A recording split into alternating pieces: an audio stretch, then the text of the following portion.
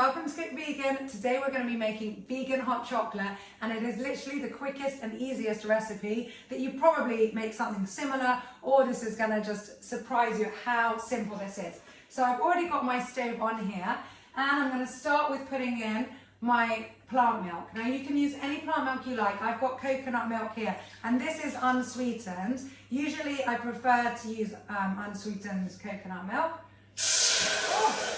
Or almond milk is also really super nice. So I'm just putting this in. And that is just 2 cups. I'll just fill it up because that wasn't quite. So this is 2 regular, I would say mugs, maybe not cups, 2 regular mugs. So I'm putting that in and I'm going to let that get warm. I've got the stove on to the maximum. And while that's heating up now, I'm just going to start adding in the other ingredients. So here I have raw cocoa powder, so this is vegan cocoa powder. Now this is about 1/4 cup. If you don't have cocoa powder at home or you don't have vegan cocoa powder, then don't worry, you can always use a vegan chocolate bar. The darker the better. So you could break up about 50 grams of a dark chocolate bar and just melt that quickly in the pan before adding your plant milk. And then I'm just going to stir this in. Make it really nice and smooth.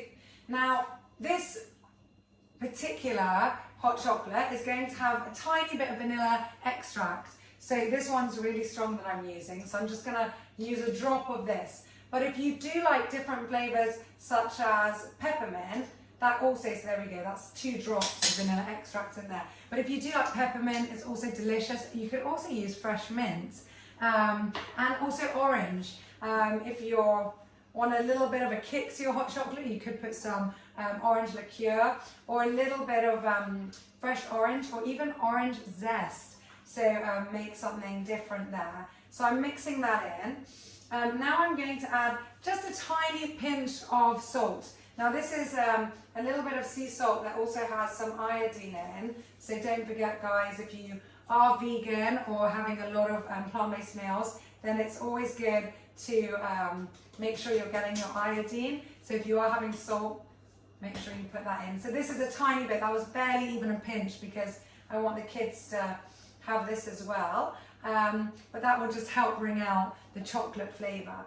And now I'm going to add in our sweetener. So I'll take a spoon. I've got agave syrup here. Now you could use your sweetener of choice. If you've got vegan white sugar and you're not opposed to that, then by all means go for that. Also brown sugar works. And maple syrup does work. I find it too sweet, so I personally wouldn't use that in my hot chocolate, but by all means. So I'm putting in agave here, and I'm going to put in 4 tablespoons, which is more than enough, I think, to make it, give it that sweetness that we want.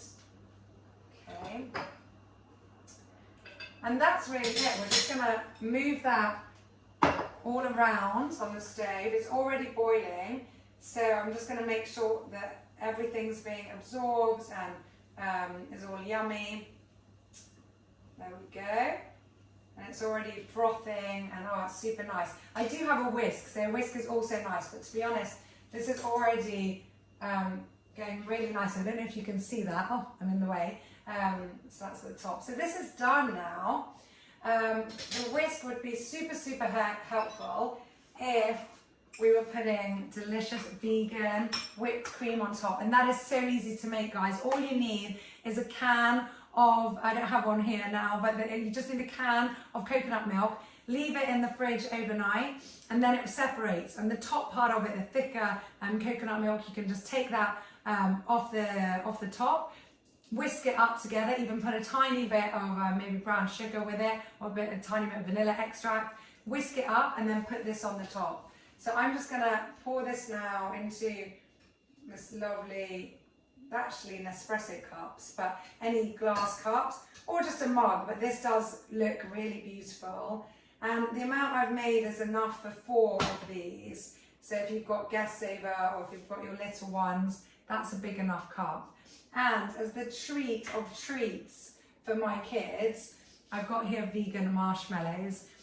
So you can find those in quite a lot of health stores actually. And I'm just going to pop 3 of those on each. Delicious. Now you could also toast these. So if you do have a little oven light, I call them, you could also toast those and make it a little bit like a roasted marshmallow. And that's it. That is how quick it is. There we go, everyone. I'll come in. So cheers from me. Hope you've enjoyed this video. Don't forget to subscribe and let me know your comments below. And I'll see you all soon on more Cook Vegan, really easy, delicious, wholesome recipes. Bye, everyone.